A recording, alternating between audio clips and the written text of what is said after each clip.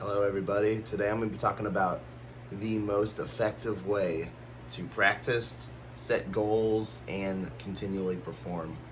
This video is really aimed at music students or people who are pursuing just professional music careers or just simply want to be spectacular musicians. This isn't an amateur practice guide or someone who just messes around. This is rigorous, and let's get right into it. Some of the most important aspects of improving as a musician is consistency and long-term goals. Lots of musicians set lofty goals and disappoint themselves. I've heard this expression a lot. You think you can get a lot done in one day, but truly you get a lot done over the course of years and years and years. And what that means is if you set way too many goals for one day, you'll burn yourself out and you won't spend the next few days doing what you need to do. The best way to do it is long-term plan. Where do I want to be next year? Where do I want to be in 5 years, 10 years, etc. When you can set your eyes on those goals, that's what you can work towards every day. So I actually have a really cool practice rubric that makes sure that we're hitting those goals consistently. All right, so this is a PDF that I've created for myself, and it's up on my website, available for everybody. And I've broken my practices and musical learning down into 5 categories. And those categories are, we'll just go through each one: technique, new material, developing material, performance material, and musicianship. So you can work on these in any order, but the way that I laid them out is the best for just to work down that list. Where I'm at in my life right now, I just graduated from college, and I'm really mostly just working on technique, performance material, and musicianship. I don't have a piano teacher right now. I need to find one. So I don't really have any new material or developing material except for stuff that I give myself. So we'll go through this list one by one now. So for scales are simply just you doing exercises. Let me get this bad boy on. Doing exercises to work our scalar knowledge. Anything playing scales. There's lots of different scales you can play. Arpeggios. So arpeggios, this is actually and at the top I write my date out. So March 24th, 2020. I always do it on Sundays.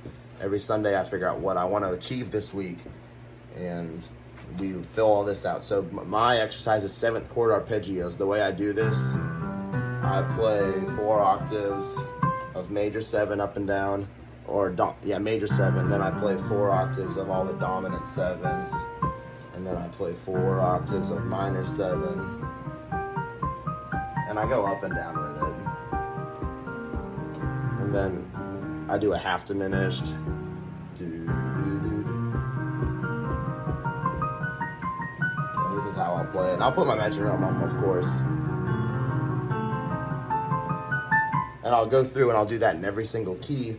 And that's the technique that I want to focus on this week. And another important thing to do is making sure you improve. So I might set another part of my goal is to practice it at 70 beats per minute, 16th notes. So I'll do that. At the end of the week, I'll write out 70 beats per minute feels too easy for me now, or I struggled with 70 beats per minute. I need to stay with that or slow it down next week. Or 70 was too easy, let's try 74 or 76 next week. Exercises could be like hand exercises. If you want to be a jazz pianist, there's lots of resources for jazz piano players. If you want to do pop music, look at chord sheets or lead sheets, and you can do that as an exercise. Let's see, the next category is new material. So when learning a new piece of music, it's so easy to get lost in the minutia. Let me move this up a little bit. Lost in the minutia of everything. You look at this piece of music, so much stuff, you don't even know where to start. So the best part about this is divide into sections. So sometimes if I'm working on a new piece of music, I'll make it my goal to just learn 8 measures. Whole week, 8 measures. And I mean, I could spend 45 minutes on one measure of music sometimes. Establish an interpretive/technical plan. And what this means, really look at the articulations. Listen to the piece. Think about what the composer wanted. And so if you see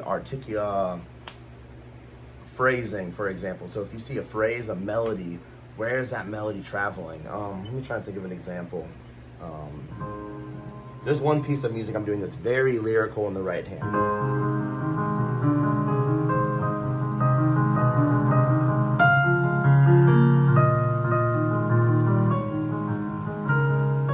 can't remember it. But essentially, I start very small, and this melody, I can't even remember it now, but it builds up and then comes back down. So that was a bad example, but just thinking of places like that where we can think about how we can make the piece great, looking for different dynamics or articulations like staccato, legato, how to play those things better. And slow tempo, learn things very slowly, get it right the first time or else you'll create bad habits. So that's everything for new material. Take your time, no rush, unless you have a deadline, and then you can do it faster. Developing material. So this is stuff that you're already pretty comfortable with, but it's not quite performance ready. So what we're gonna do is we're gonna refine the interpretation. So like that piece I was just playing, it was not very refined, but I've pretty much learned it if I just had the music in front of me. So for that, we can increase the tempo, and we wanna take the music away in that stage. So that's why I have refine interpretation, increase tempo, and memorize. So for this section, I don't have anything there right now, but I would write out specific pieces and write down my goals for what I want developed, what I don't want on music, and what I want refined. All right, the next part is performance material. This is stuff that you can just play through. It's fun. The point of this is to practice performing. So really sit down at your piano or whatever instrument you practice. This applies to anything. Think about what you want. Pretend you're in the environment. Take your big breath. It's a performance trick.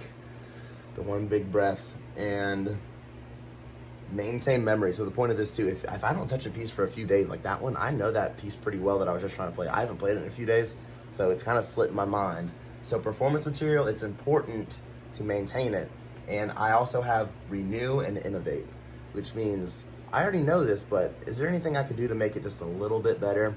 As good musicians, we should always be looking for a way to make the best of ourselves. And I'm at a stage in my career as a musician where that's challenging for me. I think I'm still in the developing musician period, but so it's something I look to work more as a renewer and innovator. And finally, the last category is musicianship. So this is sight reading. These are things that are outside of what we perform that just make us a better everyday musician. The ability to sight read. For this, there's lots of different things. There's lead sheets, there's chord charts, just being able to play chords, being able to read for part writing, being able to read just a treble clef or a bass clef or both together, the grand staff for whatever you might need. And this is good. There's lots of jobs you can find as a sight reader, no matter what instrument you play. If you can sight read, that's a rare skill, and you will find jobs. Theory, staying sharp. You should know all your key signatures. If you don't, make that a goal. You should understand how the circle of fifth works. Make that a goal. You should understand how minor and major keys are formed. All that stuff. You should be able to read anything on a sheet of paper. You should be able to read every rhythm. So if you don't know those things, set theory goals. If there's something you don't understand, make theory goals. So my theory goal right now could be get better at understanding how fugues work, or understanding how to use augmented chords or something like that. Ear training. So if I was to play this note, that's a fifth.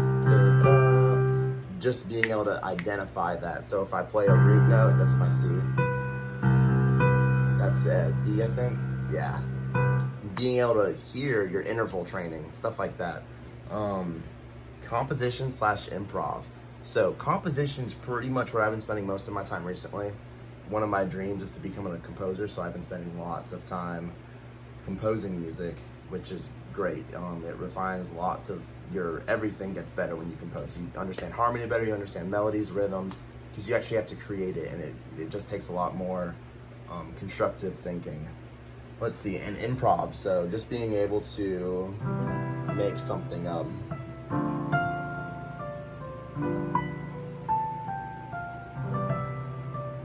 I mean,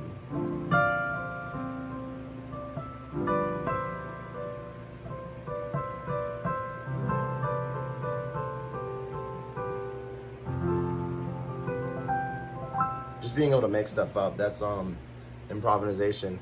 Some cool techniques for that is just set a timer for 10 minutes and let your mind go crazy. Play anything.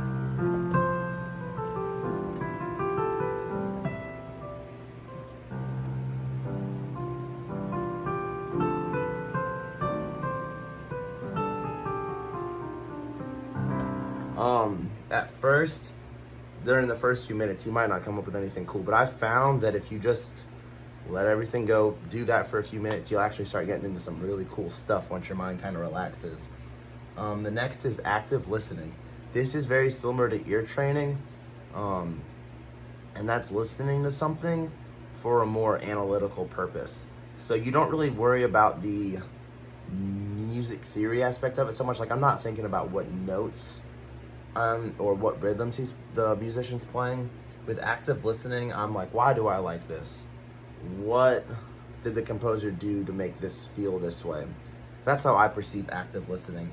So like whenever I start a new piece, I like to really go into active listening. Some of the best times is in my car, and I really ponder what the meaning of the piece is, what's the interpretation, etc.